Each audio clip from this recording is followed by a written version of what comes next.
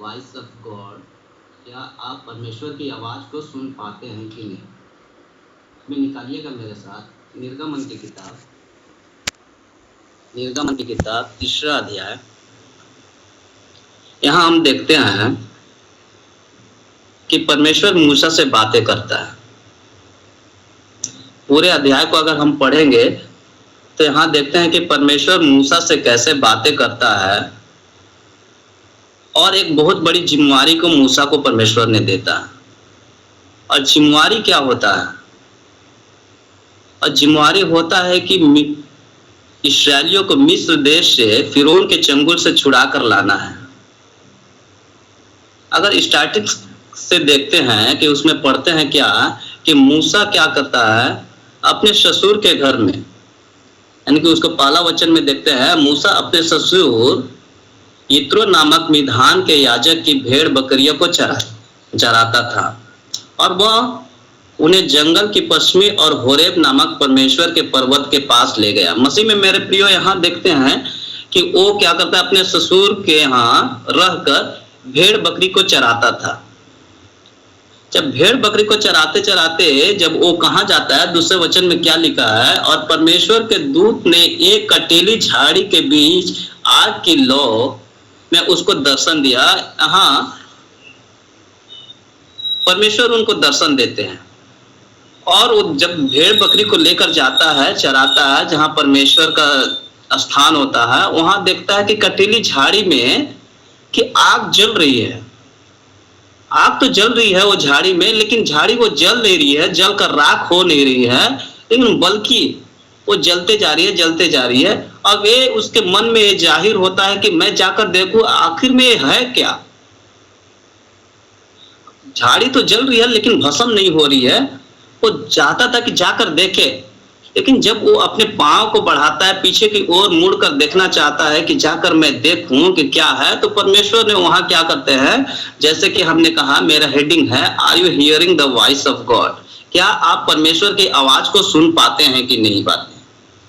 तो उसी प्रकार तब हम देखते हैं वहां मूसा क्या करता है, तीसरा वचन में देखते हैं, तब मूसा ने कहा कि मैं उधर जाकर इस बड़े आश्चर्य को देखूंगा कि वह झाड़ी क्यों नहीं जल जाती। जब वो क्या करता है, मुड़ता है। जब यहोवा ने देखा कि मूसा देखने को मुड़ा चला आता है, तब परमेश्वर ने झाड़ी के बीच से उसको पुकारा, हे मूसा, हे मूसा। मूसा ने कहा, क्या आज्ञा। मसीह में मेरे प्रियो यहाँ देखते हैं मूसा ने क्या किया, परमेश्वर की आवाज को सुना, परमेश्वर की आवाज को सुना और तुरंत वहां खड़ा हो गया। आगे के वचनों में हम देखते हैं क्या कि परमेश्वर ने क्या कहता है, जिस स्थान में तू खड़ा है वो स्थान पवित्र है, इसलिए तू अपने क्या कर, अपने जूतियों को क्या कर, निकाल दे, अपने पांव से निकाल दे, क्योंकि वो पवित्र स्थान है। मसीह में मेरे प्रियो अगर इस पूरे कहानी को, पूरे चैप्टर को देखेंगे तो हमें ये सीखने को मिलता है क्या कि मूसा ने क्या किया, परमेश्वर की आवाज को सुना, परमेश्वर की आवाज को सुना। जब परमेश्वर की आवाज को सुनता है, फिर परमेश्वर एक चीज को कहता है, 7वां वचन में क्या कहते हैं, पढ़िएगा, कोई एक जन पढ़िएगा जल्दी से, 7वां वचन को कोई एक जन पढ़िएगा। फिर यहोवा ने मूसा से कहा, मैंने अपनी प्रजा के लोग जो मिस्र में हैं उनके दुख को निश्चय देखा है, और उनकी जो चिल्लाहट परिश्रम कराने वालों के कारण होती है उसको भी मैंने सुना है, और उसकी पीड़ा पर मैंने चित्त लगाया है। मसीह में मेरे प्रियो यहाँ इस्राएली क्या है, मिस्र में फिरौन के चंगुल में फंसे हुए हैं और वो दुख के कारण चिल्ला रहे हैं, पीड़ा में है, परेशानी में है। उनको क्या किया, एक स्लेव के रूप में, एक बंधुआई के रूप में उनको जकड़ कर फिरौन उनको रखा है, अपने सेनापति के साथ उनको जकड़ कर रखा है। लेकिन परमेश्वर यहाँ क्या चाहता है कि अपने लोगों को, प्रजा के लोगों को, जो मसीह है लोग हैं, उनको वो परमेश्वर क्या चाहता है, निकालना चाहता है। और किसके द्वारा, किसके द्वारा, वो परमेश्वर ने क्या किया, मूसा को जैसे कि हमने पढ़ा है वहां कि भेड़ बकरी चराने वाला को क्या कहता, परमेश्वर ने चुना। परमेश्वर ने उनको चुनकर, मूसा को चुनकर, और परमेश्वर कह रहे हैं कि तुमको मिस्र में जाना है और वहां जाकर इस्राएलियों को जो पीड़ा के साथ, जो दर्द के साथ, जो परेशानी के साथ वहां है, उनको क्या करना है, फिरौन के चंगुल से निकाल कर लाना है। उनको परमेश्वर ने चुन लिया, मूसा को परमेश्वर ने क्या किया, चुन लिया। पहला हम लोग क्या देखें कि उनकी जो मूसा है परमेश्वर की आवाज को सुना, लेकिन दूसरा पॉइंट क्या है, वे अपने जिम्मेवारी को, परमेश्वर ने क्या किया, एक जिम्मेवारी को सौंपा। पढ़िएगा 3 का 10वां वचन को। इसलिए आ, मैं तुझे फिरौन के पास भेजता हूँ कि तू मेरी इस्राएली प्रजा को मिस्र से निकाल ले आए। मिस्र से निकाल ले आए, क्योंकि वे लोग क्या कर रहे हैं, दुख में हैं, चिल्लाहट के साथ हैं, दर्द में हैं, पीड़ा में है, इसलिए क्या करना है कि उनको निकाल लाना है। मसीह में मेरे प्रियो, आज हम इस वचनों से क्या हम देखते हैं कि आपका रिस्पॉन्सिबिलिटी क्या है, आपकी जिम्मेवारी क्या है। परमेश्वर ने बहुत बड़ा जिम्मेवारी मूसा को दिया था कि उनको क्या करना है, मिस्र देश से निकाल लाना है। लेकिन मसीह में मेरे प्रियो, आपकी जिम्मेवारी क्या है? जब आप इस संसार में परमेश्वर ने आपको भेजा है तो आपकी जिम्मेवारी क्या है? मेरे प्रियो, यहाँ आपका जिम्मेवारी क्या है? आप परमेश्वर की आवाज को सुन पाते हैं कि नहीं पाते हैं? अगर आप परमेश्वर की आवाज को सुन रहे हैं तो उनकी क्या है, जिम्मेवारी को आप बखूबी निभा पाएंगे। अगर आप परमेश्वर की आवाज को नहीं सुन पाते हैं, उनको इग्नोर करते हैं या उन पर अमल नहीं कर पाते हैं, तो मसीह में मेरे प्रियो, उनकी आवाज को आप सुन नहीं पाते हैं। मेरे प्रियो, यहाँ मसीह प्रभु यीशु मसीह स्वर्ग से उतर कर नहीं आएंगे और आपको ये नहीं समझाएंगे कि आपको किस काम को करना है, आपको कौन सी जिम्मेवारी परमेश्वर आकर आपको नहीं देंगे। लेकिन मसीह में मेरे प्रियो, यहाँ आपको जो जिम्मेवारी सौंपी जा रही है, आपको कौन सी जिम्मेवारी है? अगर कलीसिया के तौर पे आप देखेंगे, चर्च के तौर पर देखेंगे, परमेश्वर ने क्या किया है, अपने दास को वहां नियुक्त किया है। कलीसिया में दास को अपना नियुक्त किया है वहां, और उस कलीसिया में जब आप जाते हैं, उस कलीसिया में जाते हैं तो उस कलीसिया के द्वारा आपको कुछ ना कुछ जिम्मेवारी सौंपी जाती है। फॉर एग्जाम्पल में हो सकता है आपको जिम्मेवारी पर परमेश्वर ने या परमेश्वर के दास के द्वारा आपको दी जाती होगी। वो क्या होगी? वहां कलीसिया की देख रेख करने के लिए आपको परमेश्वर ने वहां सौंपा होगा, आपको उस जिम्मेवारी को सौंपा होगा। प्रेयर सेल चलाने के लिए आपको एक जिम्मेवारी सौंपा गया होगा, वो परमेश्वर के दास के द्वारा। मॉर्निंग डिवोशन को चलाने के लिए, संचालन करने के लिए, उसको कंडक्ट करने के लिए परमेश्वर ने आपको उस जिम्मेवारी को सौंपा होगा। बाइबल स्टडी चलाने के लिए, संडे क्लास चलाने के लिए, यूथ मीटिंग चलाने के लिए, एक कई प्रकार की जो इवेंट होती है हमारे कलीसिया में, परमेश्वर ने आपको उनके लिए नियुक्त किया गया होगा, आपको उस जिम्मेवारी को सौंपा गया होगा। मसीह में मेरे प्रियो, आज हमें सोचने की आवश्यकता है कि हम उस जिम्मेवारी को बखूबी निभाते हैं कि नहीं निभाते हैं। क्या उसको हम स्वेच्छा अनुसार, बिना कुड़कुड़ाहट के साथ हम उसको निभाते हैं कि नहीं निभाते हैं। जो संदेश हमें आज के वक्त में या प्रतिदिन जो डिवोशन के वक्त में दिया जाता है, जो कलीसिया में संडे के वक्त में दिया जाता है, उस वचन को हम दूसरे तक पहुंचाते हैं कि नहीं पहुंचाते हैं? क्या हम अपने तक ही सीमित रखते हैं? क्या कलीसिया में जाते हैं, प्रार्थना करते हैं, आराधना करते हैं, वचन को सुनते हैं, क्या हम उस वचन को अपने तक ही सीमित रखते हैं? अगर आप अपने तक ही सीमित रखते हैं, मसीह में मेरे प्रियो, हमें ये मानना होगा कि हम परमेश्वर की आवाज को नहीं सुन पाते हैं। जरूर हम सुनते हैं, लेकिन वो अपने तक ही सीमित रख पाते हैं। लेकिन उस वचन को क्या करना, हमको क्या करना है कि हमारी जिम्मेवारी क्या है, उस वचन को दूसरे तक पहुंचाने की आवश्यकता है। वो हमारी जिम्मेवारी बनती है। परमेश्वर आकर आपको और हमको डायरेक्ट नहीं कहेंगे, वो इनडायरेक्ट अपने दास के द्वारा, अपने लोगों के द्वारा, कलीसिया में काम करने वाले लोगों के द्वारा ही आपको और हमको परमेश्वर उस जिम्मेवारी को सौंपेगा। एग्जाम्पल में जैसे हमने बताया कि चर्च की देख रेख करने के लिए, मॉर्निंग डिवोशन को चलाने के लिए, प्रेयर से जो फैमिली प्रेयर होती है उसको चलाने के लिए, वो परमेश्वर के द्वारा ही आपको, परमेश्वर के दास के द्वारा ही आपको उस जिम्मेवारी को सौंपा जाएगा। मसीह में मेरे प्रिय, उसको हमें सोचने की आवश्यकता है कि, और हमने जो देखा है, पहला वो मूसा परमेश्वर के वचनों को सुना, परमेश्वर की बातों को सुना, उनकी आवाज को सुनता है और बखूबी उस जिम्मेवारी को निभाता है। जरूर आगे के वचनों में हम देखेंगे कि मूसा क्यों, एक बार तो उसने कहा कि नहीं मैं कौन हूं, लेकिन मसीह में मेरे प्रियो जब ये दूसरा पॉइंट जो है उसको जिम्मेवारी को निभाना, और तीसरा है कि अमल करना, उस पर खरा उतरना। अगर आप इसमें परमेश्वर की आवाज को सुन रहे हैं तो हमें उनकी जिम्मेवारी को निभाना काफी जरूरत है, बहुत जरूरी है, आवश्यकता है। यहाँ हम लोग देखेंगे 3:11 में वहां परमेश्वर में और मूसा के बीच में वार्तालाप हो रही है। और क्या वार्तालाप हो रही है कि मूसा क्या कहता है कि प्रभु मैं कौन हूं। पढ़िएगा 11 वचन को कोई एक जन।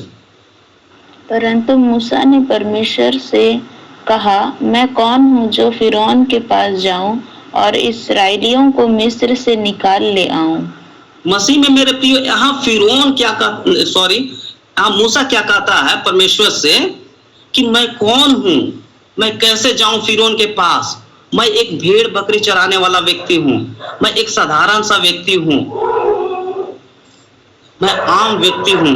मैं कैसे जाऊं और वहां जाकर कि फिरौन के पास मैं कैसे बोलूं कि वहां से इस्राएलियों को निकाल ले आऊं। मसीह में मेरे प्रियो आज कहने का अर्थ है मेरा कि आप अपने आप को, यहाँ क्या करते, मूसा अपने आप को अयोग्य समझा। वह अपने आप को उतना नहीं समझा कि परमेश्वर उनको इस्तेमाल करना चाहता, वे अपने आप को अयोग्य समझा, यूजलेस समझा कि मैं कौन हूं, मैं एक साधारण सा व्यक्ति हूं, मैं एक भेड़ बकरी चराने वाला व्यक्ति हूं। लेकिन परमेश्वर ने उन्हें इस्तेमाल करना चाहता है। लेकिन परमेश्वर क्या चाहता है कि उनको इस्तेमाल करना चाहता है। आज के वक्त में, सुबह के वक्त में मसीह में मेरे प्रियो, आज आप भी अपने आप को ऐसा ही महसूस करते होंगे। आज अपने आप को वो महसूस करते होंगे कि मैं कौन हूं, मेरी औकात ही क्या है। मैं दिखने में अच्छा नहीं हूं, मैं पढ़ाई में अच्छा नहीं हूं, मेरे पास डिग्री नहीं है, मेरे पास प्रचार करने का जो शैली है वो प्रचार नहीं कर पाते हैं, मैं किसी के साथ आमने सामने बोलने के लिए डरता हूं। कई प्रकार की बातें होगी आपके जीवन में जो अब हर समय नेगेटिव थिंकिंग करते होंगे। मसीह में मेरे प्रियो अगला वचन में क्या कहते हैं कि परमेश्वर कहते हैं मैं तेरे संग हूं। पर परमेश्वर क्या कहता है कि मैं तेरे संग हूं, मैं अंत तक तेरी सहायता करूंगा। यहां जरूर मूसा क्या कहा कि प्रभु मैं कौन हूं। 11 वचन से फिर से मैं पढ़ रहा हूं। परंतु मूसा ने परमेश्वर से कहा, मैं कौन हूं जो फिरौन के पास जाऊं और इस्राएलियों को मिस्र से निकाल ले आऊं। फिर परमेश्वर ने क्या कहा, फिर परमेश्वर ने क्या कहा 12वां वचन में, निश्चय मैं तेरे संग रहूंगा। मसीह में मेरे प्रियो यहाँ वो घबराता है, मूसा घबराता है कि मैं कौन हूं, मैं एक साधारण सा व्यक्ति हूं। मसीह में मेरे प्रियो आज आप भी अपने जीवन में सोच रहे होंगे मैं एक साधारण सा व्यक्ति हूं, मैं ज्यादा पढ़ा लिखा नहीं हूं, मेरे पास कोई डिग्री नहीं है, मेरे पास कुछ ऐसा आमदनी नहीं है कि मैं सेवकाई में ज्यादातर दे सकूं। लेकिन मसीह में मेरे प्रियो आज आपको परमेश्वर इस्तेमाल करना चाहता है। आज के वक्त में हम देखते हैं कि हमारे कलीसिया में क्या वहां काम करने के लिए बहुत से नौजवानों की जरूरत है। फॉर एग्जाम्पल में हम ले लेंगे, हर शनिवार को हमारे वहां साफ सफाई की जरूरत है, लेकिन कोई बढ़कर आते नहीं है, यहां तक कि मैं भी नहीं जाता हूं। लेकिन आज प्रभु आपसे कहता है कि मैं आपको कुछ जिम्मेवारी देना चाहता हूं। अपने आप को आप तैयार कीजिए कि हाँ प्रभु कि मैं उस जिम्मेवारी को निभाऊंगा। ऐसा करके हमें अपने आप को कहना चाहिए कि प्रभु से बातें करना चाहिए कि प्रभु मैं जाऊंगा, मैं जाऊंगा, मैं जाऊंगा। यहाँ मूसा अपने आप को अयोग्य समझा। आज के सुबह के वक्त में मसीह में मेरे प्रियो आज भी आप अपने जीवन में सोच रहे हैं मैं अयोग्य हूं, लेकिन आज प्रभु कहता है मैं तेरे संग हूं।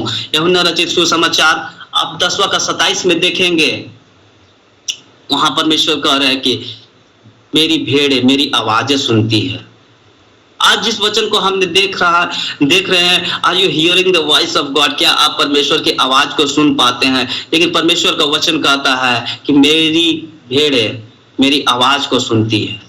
इसलिए मसीह में मेरे प्रियो जब हमारा चरवाहा परमेश्वर है तो हमें क्या करना है, उनकी आवाज को सुनने की आवश्यकता है। उनके दिए गए जिम्मेवारी को निभाने की आवश्यकता है और उस जिम्मेवारी जो दिया गया है उस पर अमल उतरने की जरूरत है, उस पर बखूबी हमें काम करने की आवश्यकता है। जो काम को परमेश्वर के दास ने आपको और हमको दिया है, जो कलीसिया के तौर पे जैसे प्रार्थना है, फैमिली प्रेयर है, ये सब में जाने के लिए आपको जब रिक्वेस्ट आता है, जब आपके पास मैसेज आता है, तो बाखूबी आप कुछ बहाना ना किए हुए आप परमेश्वर के सन्मुख में आने की आवश्यकता है कि हाँ प्रभु मैं जाऊंगा, इस जिम्मेवारी को मैं खुद अपने ऊपर लूंगा। मेरे प्रियो, यहाँ दे मूसा को परमेश्वर ने इस्तेमाल किया। वो पहले अपने आप को अयोग्य समझा, लेकिन जब समझ गया कि परमेश्वर ने कहा है, परमेश्वर कहा कि मैं तेरे संग हूं, आज परमेश्वर, तब वो मूसा क्या है, उनके मन में, हृदय में वो हिम्मत आई, क्योंकि परमेश्वर ने कहा कि मैं तेरे संग हूं। उसी प्रकार आज भी परमेश्वर आपसे और हमसे कहता है, जब हम अपने आप को इस सुबह के वक्त में सोचते हैं कि मैं निर्धन हूं, मैं कमजोर हूं, मैं पढ़ाई में बिल्कुल एकदम नॉर्मल हूँ या पढ़ाई में फेल हो जाता हूँ, आप अपने आप को एकदम अयोग्य समझ रहे होंगे, लेकिन आज प्रभु आपसे कहता है कि मैं तेरे संग हूँ। जैसे कि मूसा का परमेश्वर, जो अब्राहम का परमेश्वर, जो इसहाक का परमेश्वर, याकूब का परमेश्वर कहता है कि मैं तेरे संग हूँ। मसीह में मेरे प्रियो, आज हमें उस वचन को लेकर चलना है कि क्या आप परमेश्वर की आवाज को सुन पाते हैं कि नहीं पाते हैं। आज इस दुनिया में हम देख रहे हैं कि बहुत से लोग कहाँ नरक की ओर बढ़े जा रहे हैं, दुनियादारी की ओर बढ़े जा रहे हैं। अब बनारस को ही ले लीजिए, प्रतिदिन लाखों लोग यहाँ आते हैं, लाखों लोग आते हैं, अपने आस्था को लेकर आते हैं। मसीह में मेरे प्रियो, अगर हमारे बाइबल के अनुसार वो ये लोग क्या कर रहे हैं, नरक की ओर जा रहे हैं। इस जिम्मेवारी को कौन निभाएगा? उनको उस नरक से बचाने का जिम्मेवारी को कौन निभाएगा? मसीह में मेरे प्रियो, आज हमें आगे आने की आवश्यकता है, हमको उस जिम्मेवारी को लेने की आवश्यकता है।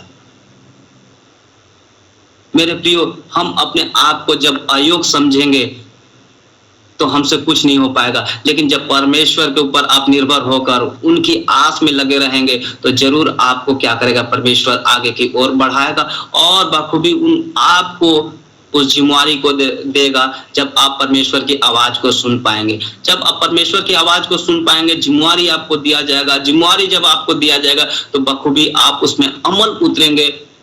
मसीह में मेरे प्रियो, तो परमेश्वर की सेवकाई आगे की ओर बढ़ता जाएगा। मैं इस संदेश को अगले सप्ताह और कंटिन्यू करूंगा, इसलिए समय हो गया, इसलिए मैं इस वचनों के द्वारा आपको ये कहना चाहूंगा कि पहले परमेश्वर की आवाज को सुनने का प्रयास कीजिए। वचन बताती है कि उनकी भेड़ें जो है उनकी आवाज को सुनती है, आप उनकी आवाज को सुनिए, उनका दिया गया है जो जिम्मेवारी है उनको निभाइए, उन पर अमल कीजिए, फिर उसके बाद ऑटोमेटिक है कि परमेश्वर की सेवकाई आगे की ओर बढ़ता जाएगा। आइए हम अपने आंखों को बंद करें और मैं अतुल भैया के हाथ में देता हूं कि प्रार्थना को आगे की ओर लेकर जाए।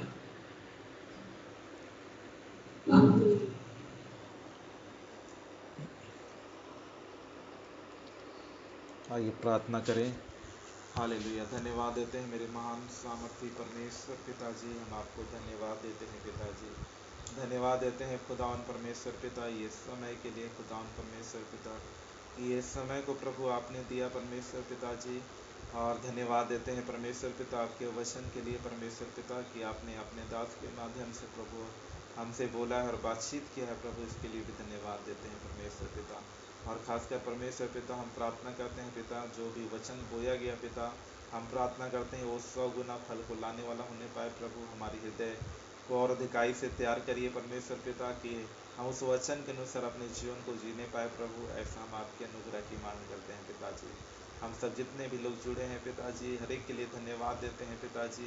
हम प्रार्थना करते हैं परमेश्वर पिता, हम आपसे दुआ करते हैं प्रभु, और अधिकाई से हमें आत्मिक रूप से उन्नति को दीजिए पिताजी, आगे बढ़ने में सहायता मदद करिए पिता कि हम आपकी महिमा के लिए और अधिकाई से इस्तेमाल होने पाए, खर्च होने पाए परमेश्वर पिता। हम ऐसी आपसे प्रार्थना करते हैं। बहुत सारे लोग अंधकार में हैं, दुख की अवस्था में हैं पिता, उनके सम्मुख प्रभु हम सब ज्योति के समान परमेश्वर पिता वहाँ पहुँचने पाए पिता, और हर एक अंधकार की बातों को दूर करने पाए। ऐसा प्रभु हमारे जीवन को आप तैयार करिए परमेश्वर पिता जी, हमें इस्तेमाल करिए परमेश्वर पिता जी। हम धन्यवाद देते हैं खुदा परमेश्वर पिता कि आप हमें इस्तेमाल कर रहे हैं प्रभु, उसके लिए धन्यवाद देते हैं। आपके दास को भी आपके हाथ में सौंपते हैं प्रभु, उनके जीवन में और अधिकाई से अपनी उपस्थिति को दीजिए परमेश्वर पिता, अपने वचन को और अधिकाई से वचन का प्रकाशन को दीजिए पिता, ताकि आपकी महिमा के लिए परमेश्वर पिता और अधिकाई से प्रभु इस्तेमाल होने पाए प्रभु। हम धन्यवाद देते हैं हर एक बातों के लिए पिता, और जिन बातों को नहीं मांग पाए प्रभु, आप हर एक बातों को जानते हैं पिता, हर एक बात इस समय की परिपूर्णता में हर एक के जीवन में प्रभु यीशु मसीह के नाम से पूरा हो जाने पाए। धन्यवाद देते हैं हर एक बातों के लिए, सारे इधर महिमा सिर्फ आपको देते हैं और इस प्रार्थना को मांगते हैं यीशु मसीह के नाम से, आमीन। हम लोग अनुग्रह वचन बोलेंगे, और हमारे प्रभु यीशु क्रिस्ट की अनुग्रह, ईश्वर का प्रेम और पवित्र आत्मा की सहभागिता हम सबों के साथ होती रहे, आमीन। सबों को जय मसीह की, प्रेज द लॉर्ड।